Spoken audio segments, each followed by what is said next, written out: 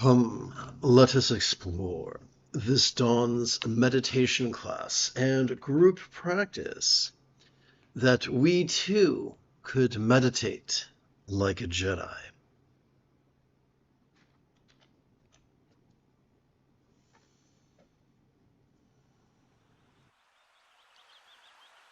This morning's lesson is based on the 7th passage of the unwaning victory banner composed so many centuries ago by Prahevajra, the great Buddhist reformer. Together let us relaxingly recite.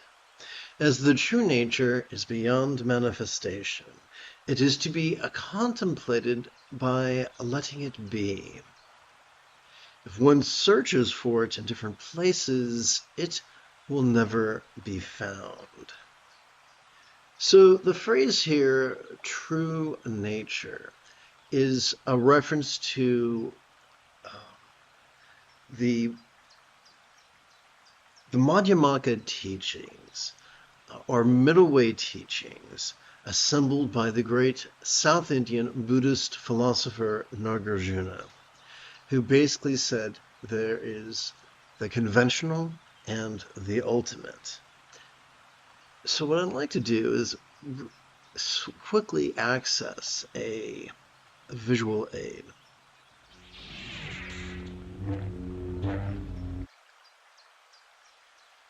Every time we inhale, we are wired, thanks to our sympathetic nervous system, to notice in a very special way, to notice vulnerably, passively, viscerally, randomly, and fleetingly, to notice mind's antics of perception, emotion, intention, cognition, recollection, and imagining.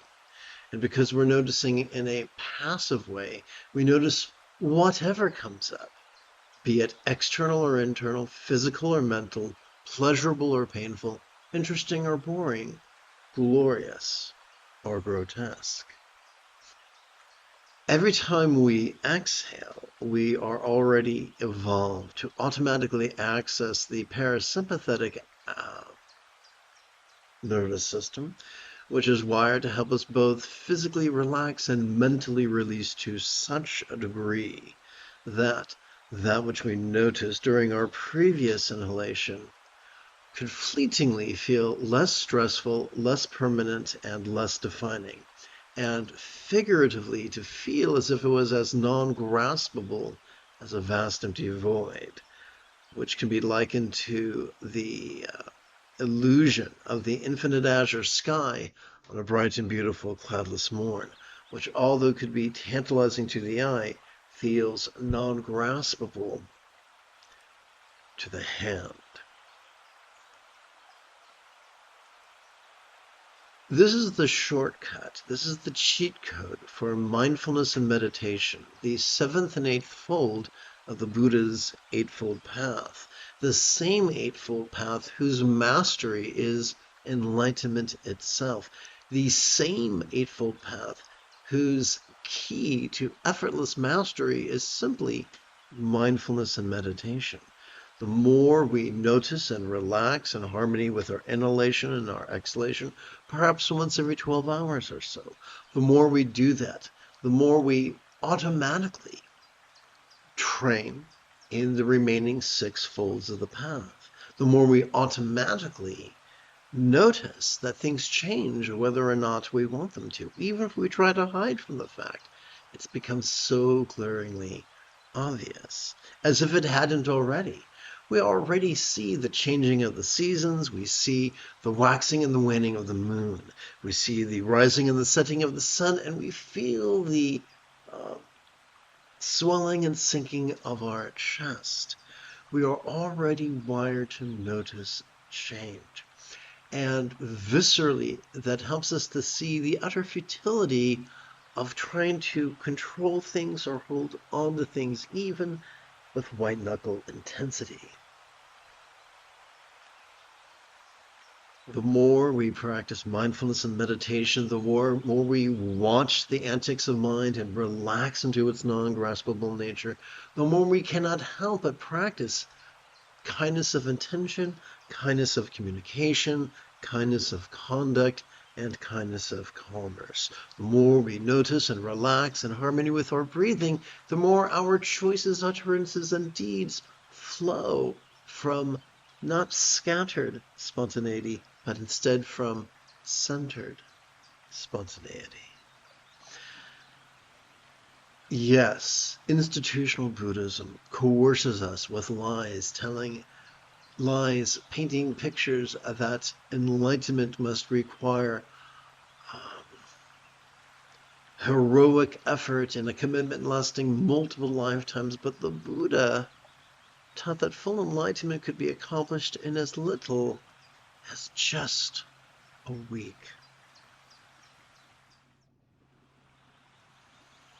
Institutional Buddhism coerces us with tales of philosophy and blind faith, but the Buddhists taught that whether we're playing with the idea of no self or playing with the idea of emptiness, those are just figures of speech.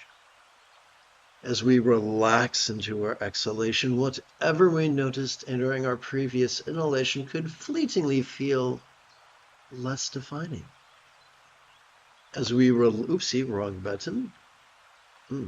That's not good. Let's go over here and see what's happening. Okay. As we relax into our exhalation, whatever we noticed during our previous inhalation could feel less tangible, as if it was as non-graspable as a vast empty void.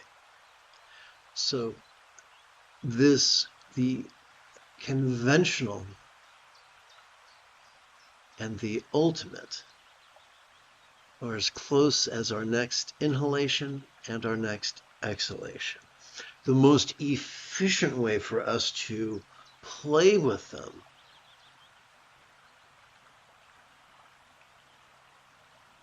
is this. Each time we feel our lungs swell, silently and mentally we could recite the demonstrative pronoun this. Each time we feel our chest sink, silently and mentally we could recite the one-syllable verb ease. It's just that easy. There is no empowerment required. There are no vows to receive. You don't need a weird haircut or a secret handshake. We have evolved to not only practice this path, but master it quickly and easily and deliciously. Let's return to this morning's lesson text. Good morning, de centrales. Trales? Okay, let's see. I'm going to hit button 14.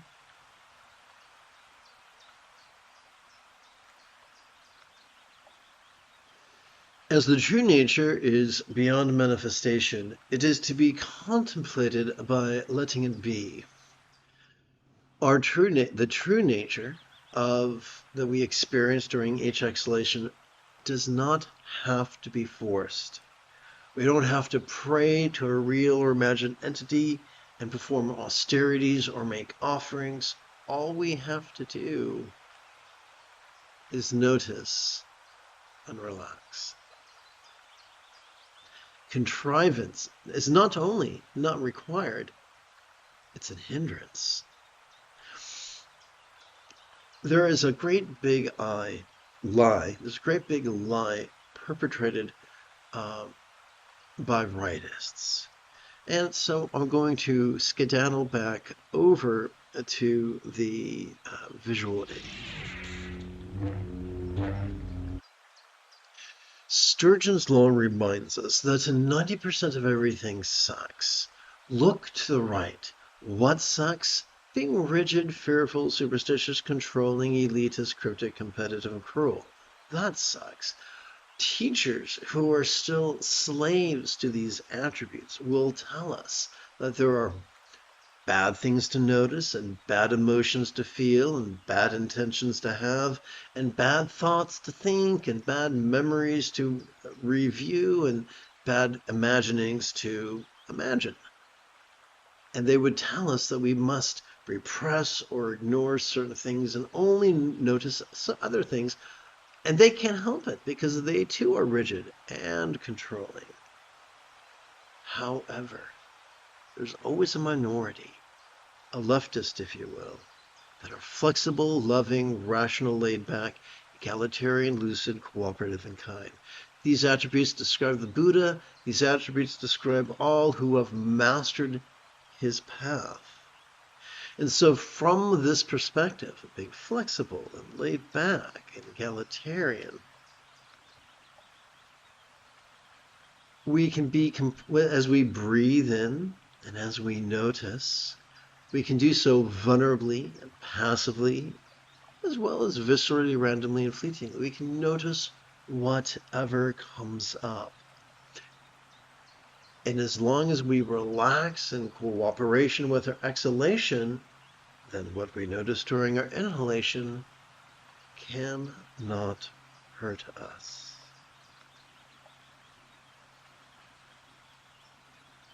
One moment. So I'm going to continue with the lesson. Let's return to button 14.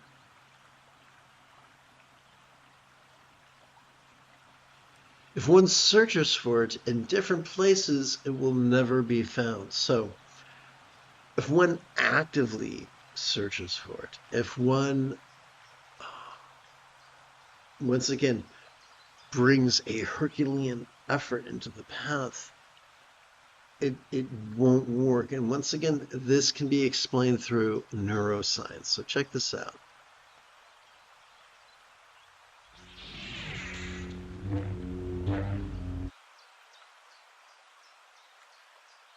When we think of effort, we often think of focus and analysis, of overusing or overtaxing either our medial or our dorsolateral prefrontal cortex. But that comes at a price that is both terrible and counterproductive.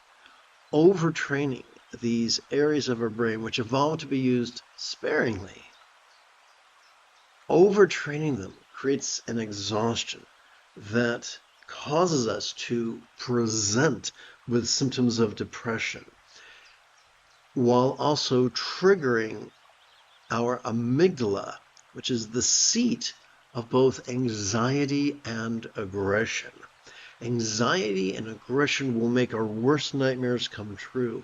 Anxiety and aggression will cause us to lead unfulfilling lives where we are hypnotized by our pursuit of short-term pleasures that sidestep any real meaning. Well, that sounds terrible. Fortunately, the solution is simple. Simply by relying upon the mechanisms of a different part of our central nervous system, the spinal cord, the center part when we inhale and the ends as we exhale, simply by noticing and relaxing in harmony with our inhalations and our exhalations, our amygdala is calm. And we gently stimulate our anterior cingulate gyrus, which functions as the hub of our mirror neurons, the seat of empathy, which can serve as a catalyst, which takes dread and transforms it into a catalyst of compassion, and transforms desire into a catalyst of love. So this path is remarkably easy. It's as easy as passively cooperating with our natural wiring. This path is difficult and counterproductive. And that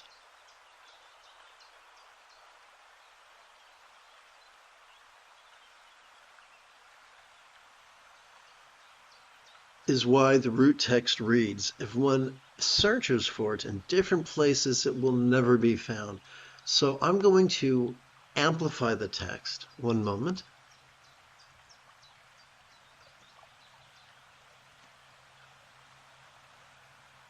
I used to be a member of a institutional Buddhist organization where the members were just seduced into thinking about that austerity was the way. And each of them, each person who remained in that organization became increasingly cranky, anxious, and miserable. That described me when I was in that organization. That describes the friends I left behind in that organization. I would not wish that on you. So we're going to start the class and then I'm going to entertain questions. Please bear with me.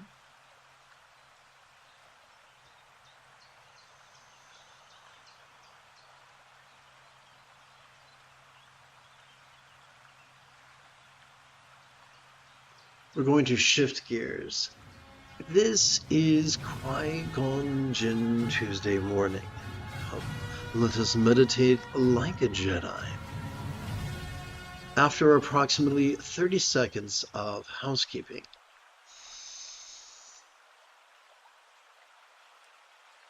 this is the Dzogchen Sunday Lama Jigme Gyatso of the Buddha Joy Meditation School. For more than 30 years, I have harnessed my autistic special interest as well as my ADHD hyperfocus to spend about 8 hours a day, almost every day, studying, practicing, mastering, and reverse engineering the teachings and techniques of each school of meditation.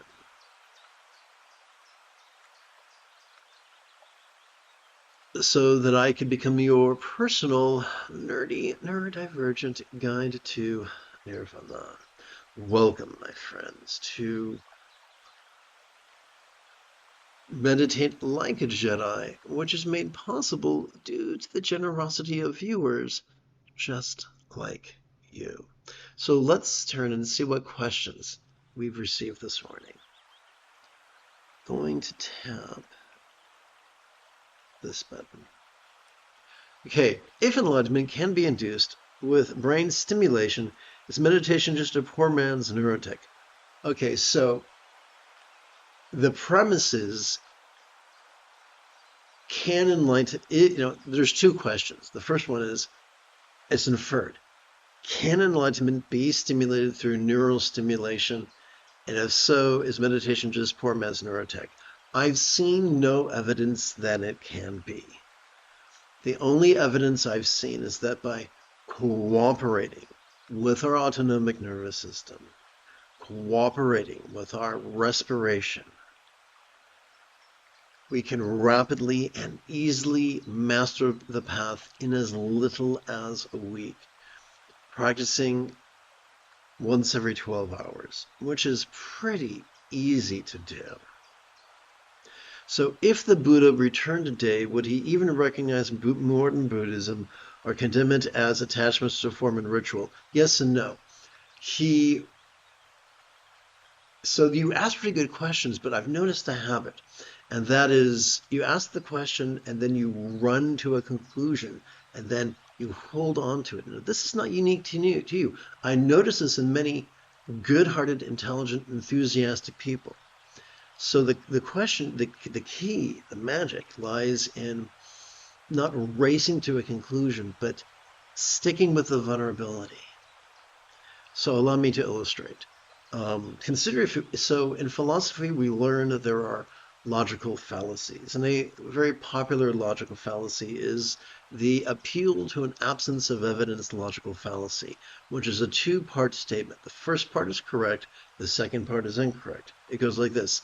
I don't know what X is, therefore it must be Y. I don't know what that aerial phenomena must be, therefore it must be little green men. So The wise, those who practice, those who master intellectual integrity, stick with the first one, and they say, I don't know what that is. I'm curious to find out what it is. They maintain that openness without clutching at something too quickly. So if the Buddha returned today and he was healthy and hale and he spoke every language and read and read every language, or he had a universal translator from Star Trek, he would see what he experienced while he was alive, that there is proto-Buddhism and there is institutional Buddhism. In the Buddha's day, during the rise of institutional Buddhism, there was a time when there was a division in the Sangha, and he came to settle it. And they said, we don't want you to settle this. Go. This is us. We were having fun playing with this division.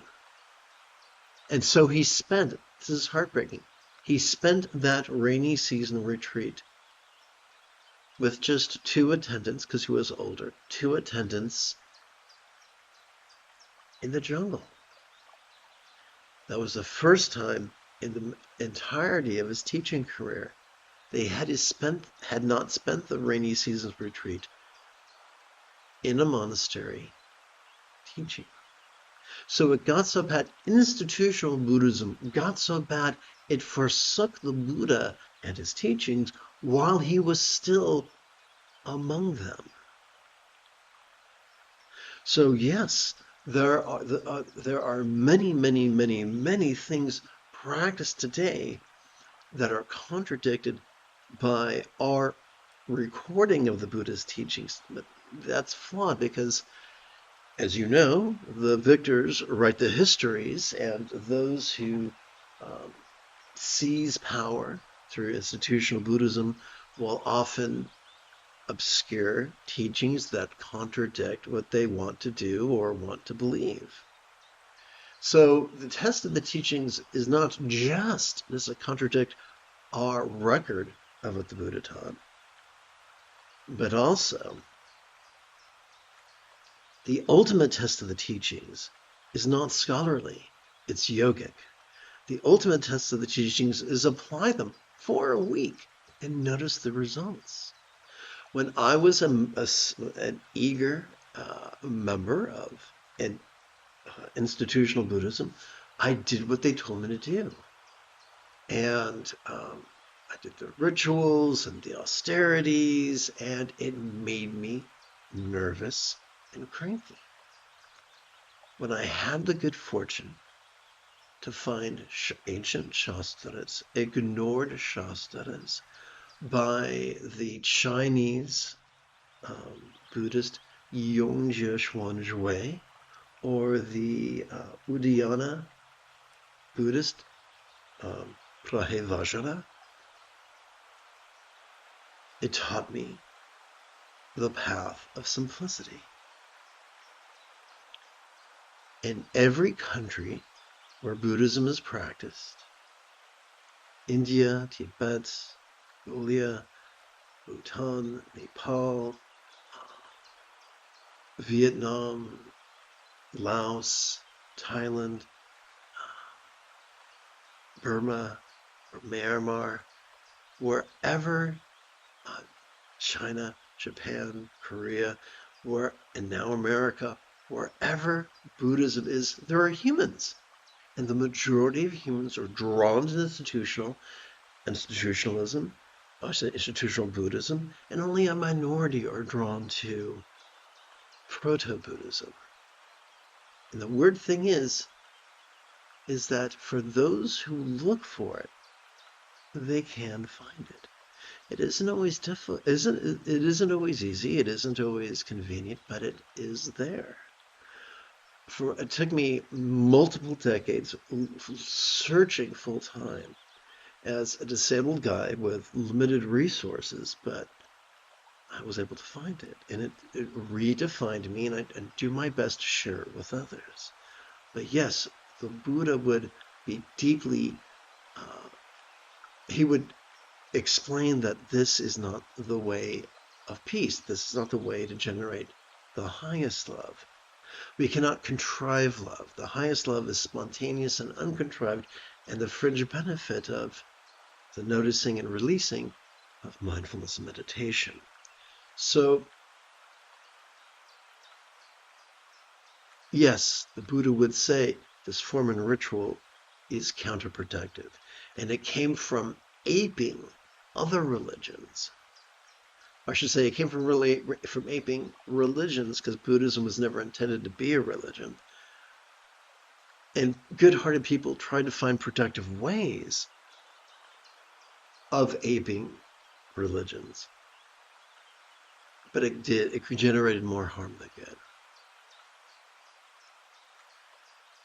So is it more dangerous to follow a fossilized institution or walk alone with no teacher at all? So once again, the best question is, find the test of an institution, the test of a teaching is simply its effect on us.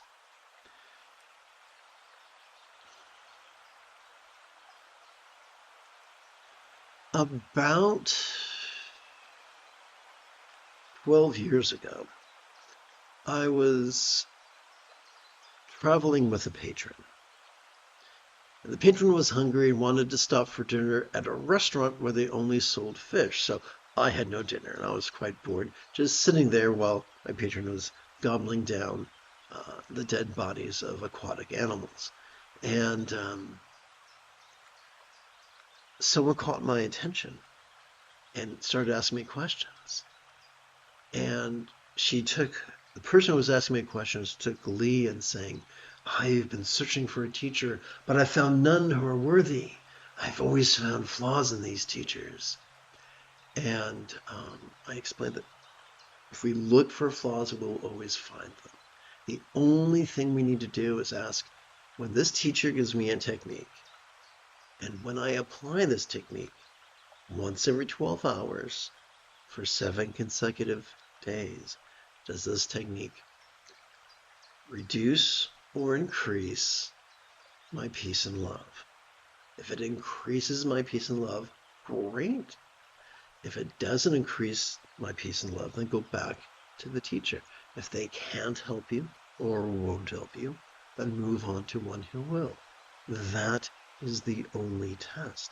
If we look for anything else, we don't like the way they look or sound or smell, we don't like their finances or lack thereof, or health or lack thereof, or popularity or lack thereof. If we look for a reason to find a teacher unworthy, we will always find it, whether it is there or not. So and of course, as I mentioned this to her, she was looking more and more troubled, as if she couldn't play this game anymore. And then the person who was giving me a ride wanted me to leave, and they spoke to me very aggressively and disrespectfully. And the person I was addressing, all of a sudden across her face danced joy. Well, if the person giving you a ride doesn't respect you, I shouldn't respect you either. Ha ha ha. And then she went on with her meal. So there's a trap we can fall into. There's actually 2 traps in opposite ends. One is being a blind faith. And the opposite is blind skepticism. Neither are beneficial. Both are a rigidity manifesting in different ways, but rigidity is the opposite of flexibility. Rigidity is the opposite of letting go.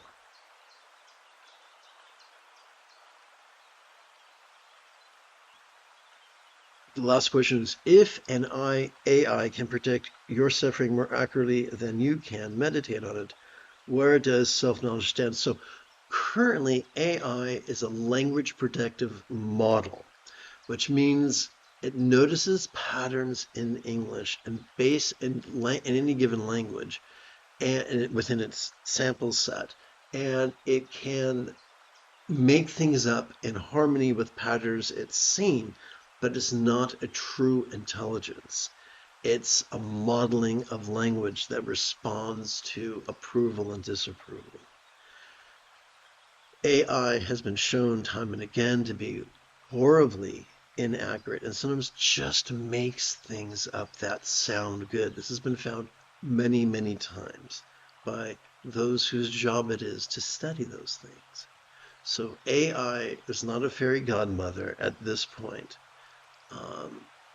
It's just a tool that is bandied about by people governed by a profit motive.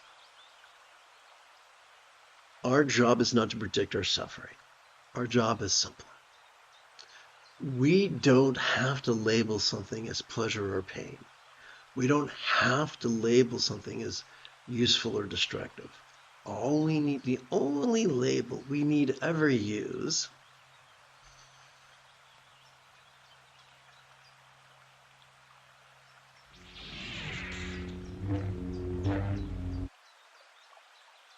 is the demonstrative pronoun this. That's it. That's the only label we need to use. Then how do we know what to do? How do we know if something is beneficial or harmful? Simple. The more we master the habit of mindfulness and meditation, the more our choices, utterances, and deeds flow from centered spontaneity. That is the path in its entirety. At this point, you know, if you've listened to my words carefully, you know everything you need to know to master the path this week. Now, does that mean you will know everything about everything? You'll know how to create a better, longer lasting light bulb? You'll know winning lottery numbers? No. You'll simply know how to master the Buddha's Eightfold Path and go with the flow in a profoundly sustainable way. Self-knowledge is not memorizing lists of benefits and detriments and attributes that they tell us to do in institutional Buddhism. Self-knowledge is simply noticing whatever comes up as we breathe in, and as we breathe out, relaxing in such a way as to automatically experience that which we noticed as less stressful, less permanent, less defining. Not as a matter of faith, not as a matter of ticking boxes, but just viscerally, effortlessly, easily.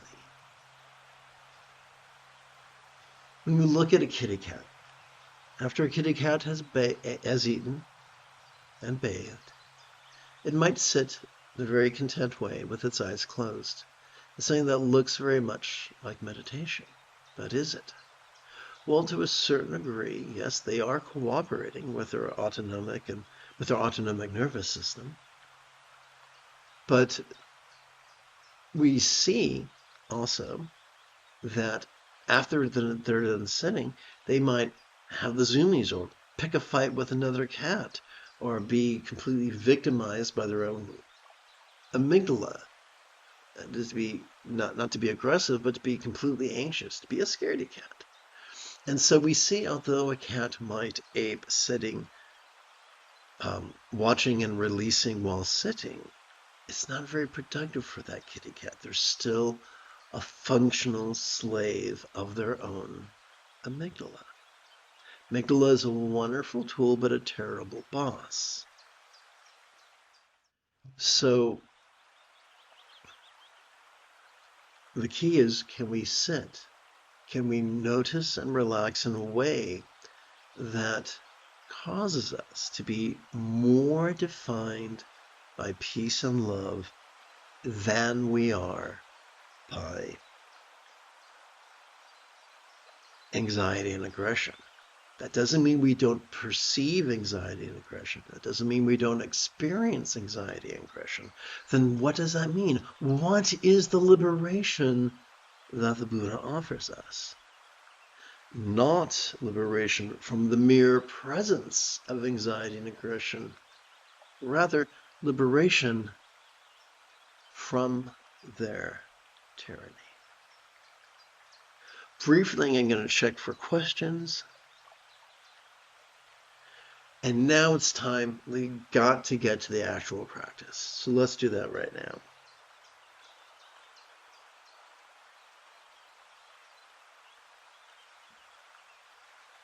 Okay, thank you for your excellent questions, by the way. They're very fun. I think they're fun.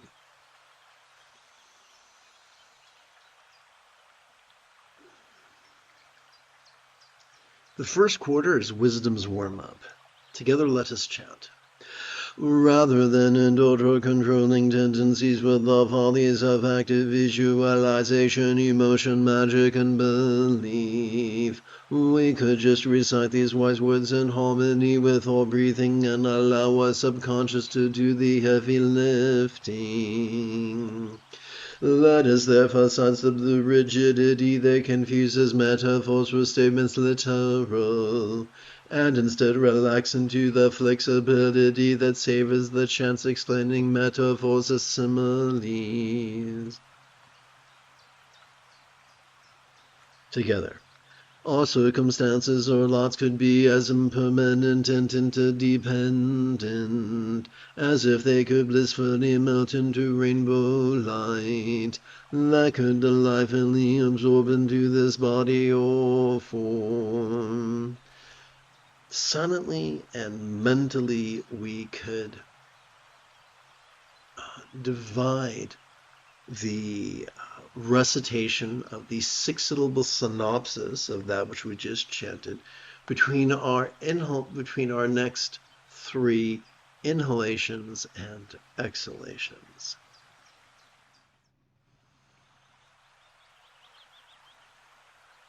I'm sorry, 12 inhalations and exhalations.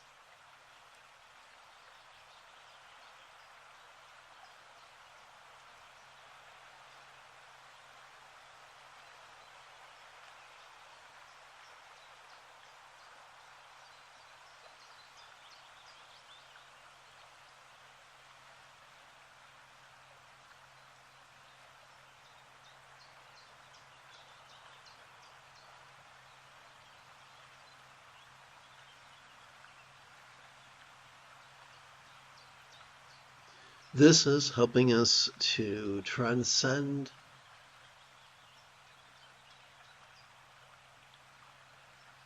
the our and others' circumstantial stressors.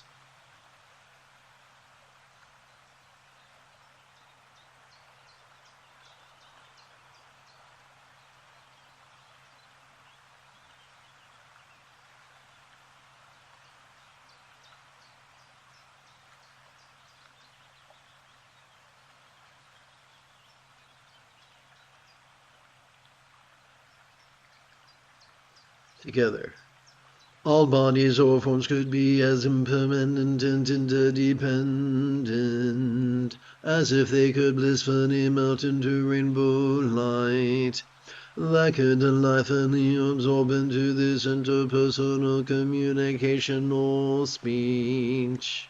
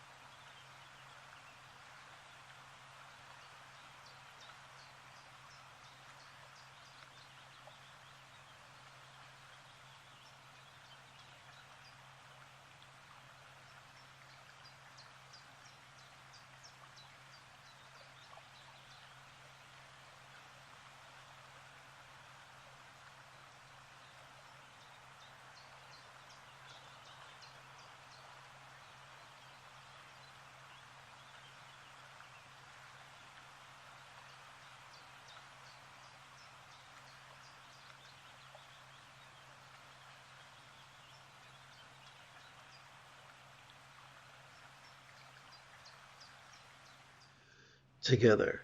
All interpersonal communication or speech could be as permanent and interdependent as if it could blissfully melt into rainbow light, like a telephony absorbed into this mind.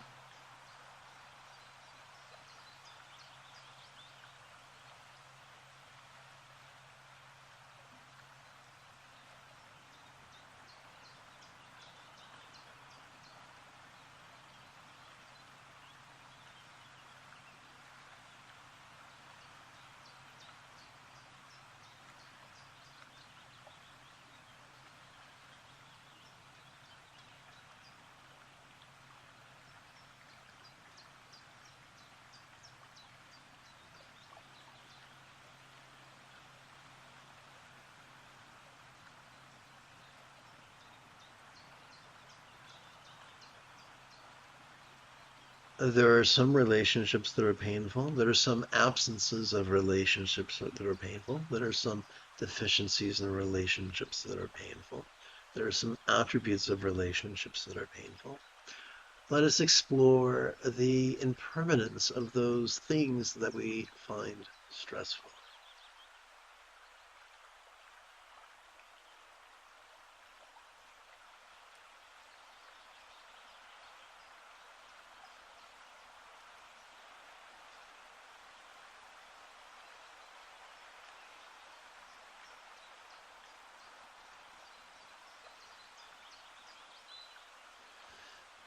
All minds, all minds could be as impermanent and interdependent as if they could blissfully melt under rainbow light, that could delightfully absorb into a vast empty void, like the illusion of the infinite azure sky on a bright and beautiful cloudless morn.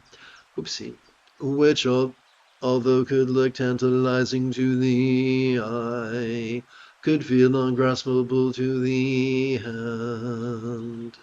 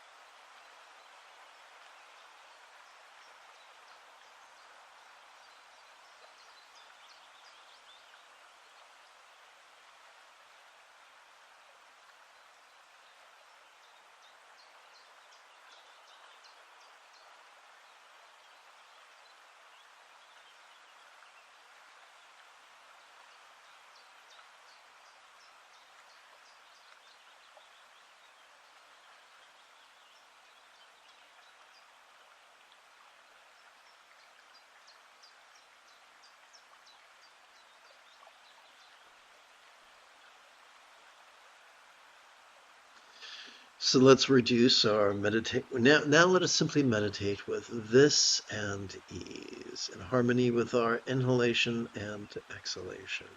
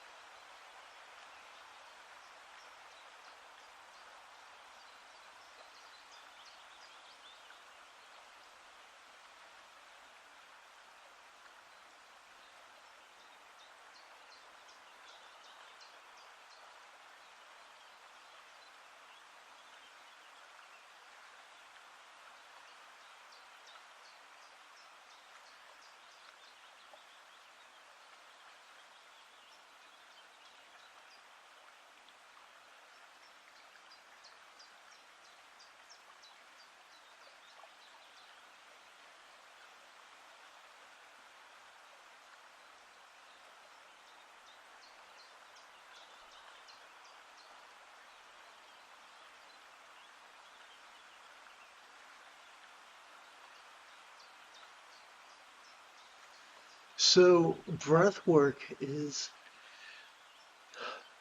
pranayama is breath work. Meditation is not. Pranayama is deliberately manipulating and contriving our breath for a specific outcome. Meditation, when done properly, is not contriving the breath. It's simply treating the breath as a metronome. When we notice the breath inhaling, we silently and mentally recite this. When we notice the breath exhaling, we silently and mentally recite ease. This is why it's imperative that we notice vulnerably, passively, viscerally, randomly, and fleetingly.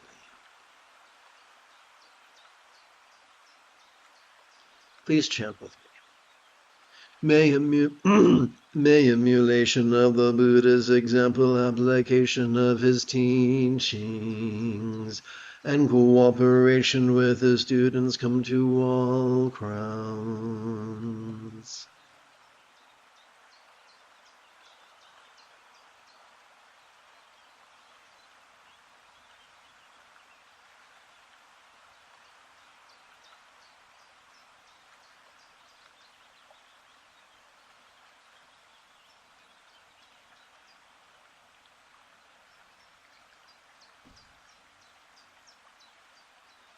Okay, so these teachings I'm not going to address right now. This is time to meditate. If these questions are important to you, you can bring them to class with you the next time you come, and you are welcome. But let's stick with meditation right now. As we sip, let us continue.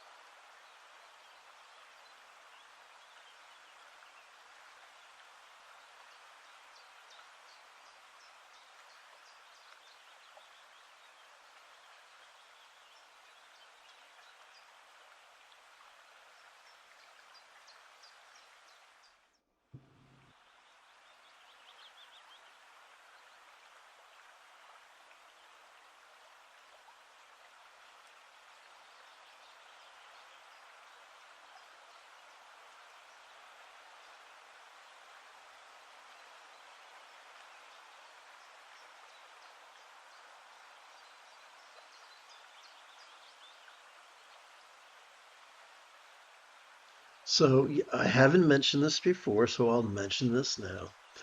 Typically, I like to entertain questions for the first 15 minutes of our live stream. And after that, I'd like to just sit and meditate.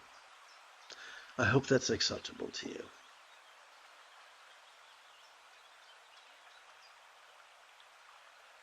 My failure to state that today or yesterday caused confusion. I apologize for any discomfort.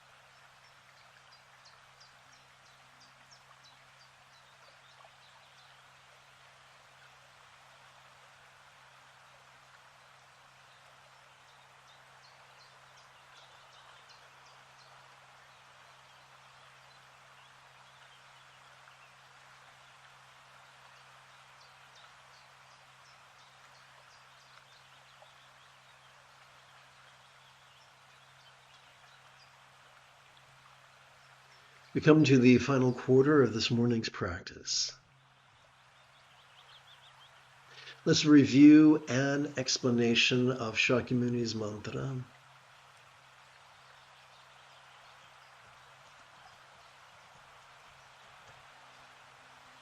This was the this is the fourth mantra I learned. With whom we invoke the archetype of the Muni Wise One, Muni Wise One, Maha Greatly Wise One, Muni Ye of the Shaka Soha, wishing enlightenment for all. So right now we're not praying to a real or imagined entity. We're simply using words to exercise our neural pathways responsible for empathy. Together. May all minds of all beings know possess the joyful enlightenment symbolized by a one-syllable Siro Bija mantra. As we breathe in, silently and mentally we can recite this wishing, this loving intention. As we exhale, we can physically relax as best we can while striving to chant this 12-syllable mantra 4 times per breath, for a total of 4 breaths.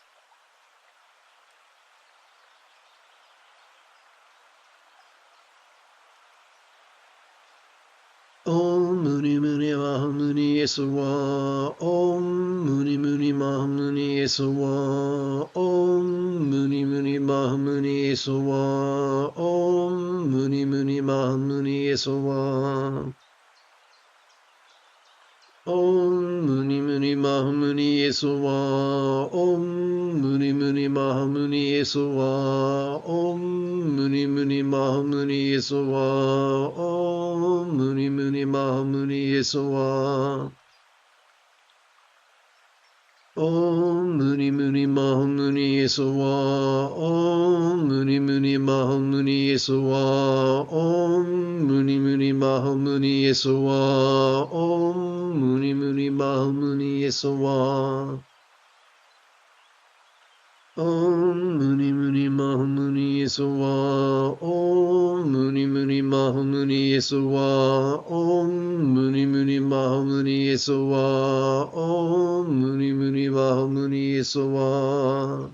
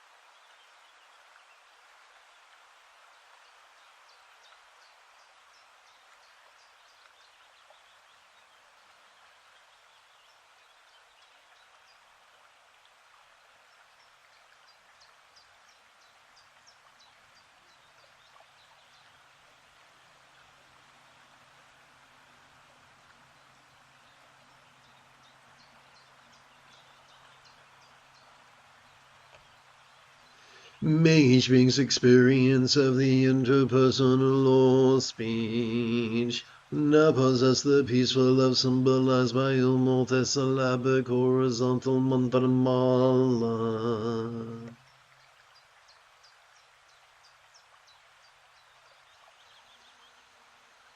Om Muni Muni Maha Muni Esawa, Om Muni Muni Maha Muni Esawa, Om Muni Muni Maha Muni Esawa, Om Muni Muni Maha Muni Esawa, Om Muni Muni Maha Muni Esawa, Om Muni Muni Maha Muni Esawa, Om Muni Muni Maha Muni Esawa, Om Muni Muni Maha Muni Esawa,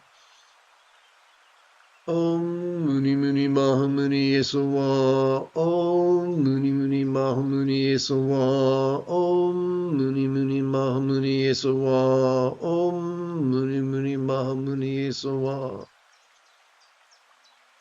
Om Muni Muni Mahamuni Esawa, Om Muni Muni Mahamuni Esawa, Om Muni Muni Mahamuni Esawa, Om Muni Muni Mahamuni Esawa.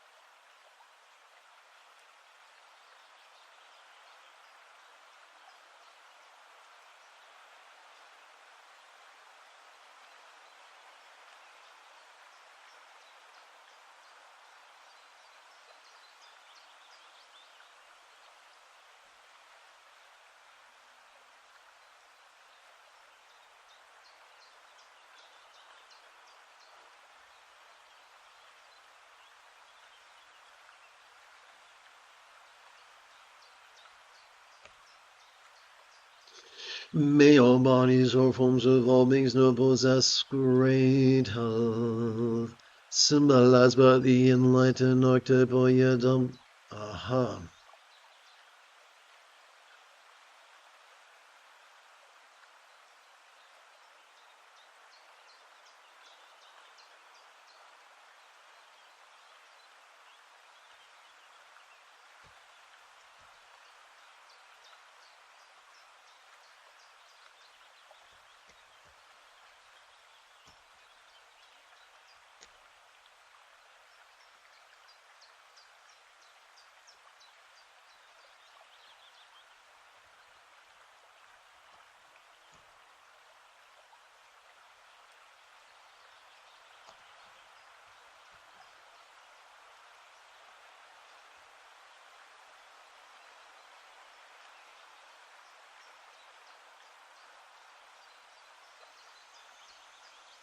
May all bodies or forms of all beings know possess great health, symbolized by the enlightened octopoiodom Gautama Shakyamuni or Buddha. Om Muni Muni Ma Muni Esawa, Om Muni Muni Ma Muni Esawa, Om Muni Muni Ma Muni Esawa, Om Muni Muni Ma Muni Esawa.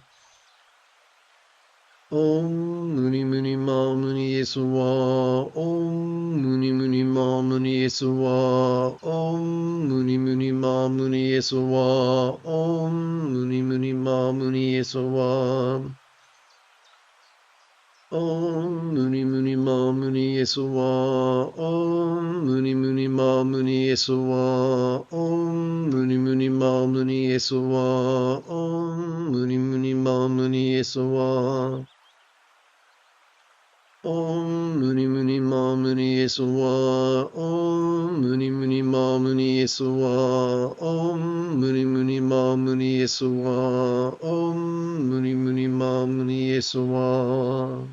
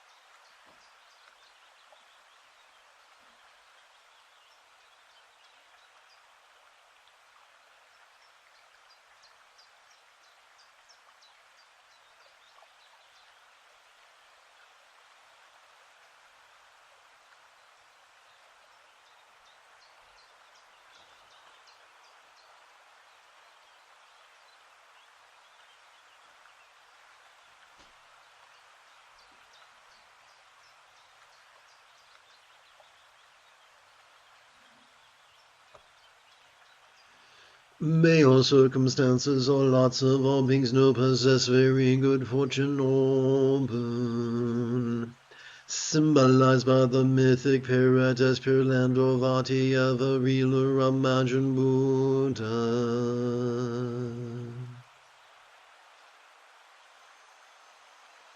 Om Muni Muni Ma Muni Yesuwa. Om Muni Muni Ma Muni Yesuwa. Om Muni Muni Ma Muni Yesuwa. Om Muni Muni Ma Muni Yesuwa.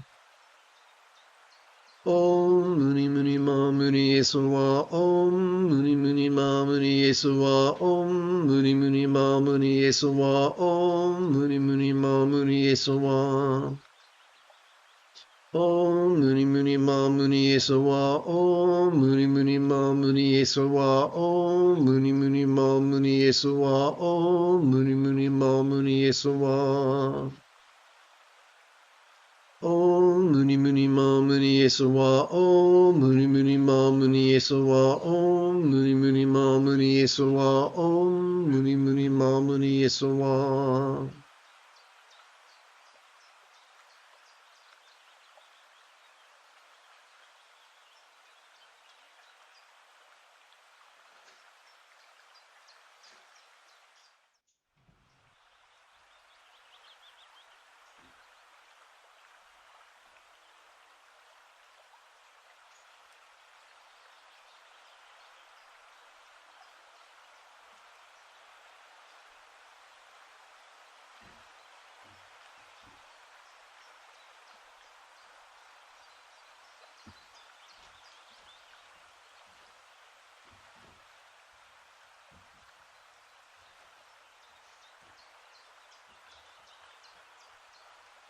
You have taken your first step into a much larger world. If you feel that I have earned it, you could give this live stream a thumbs up. You could even help support this channel.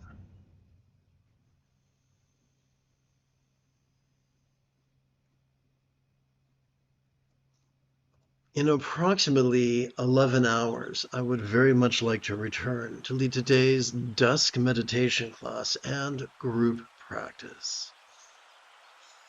And if you are as geeky as me, may the Force be with you always.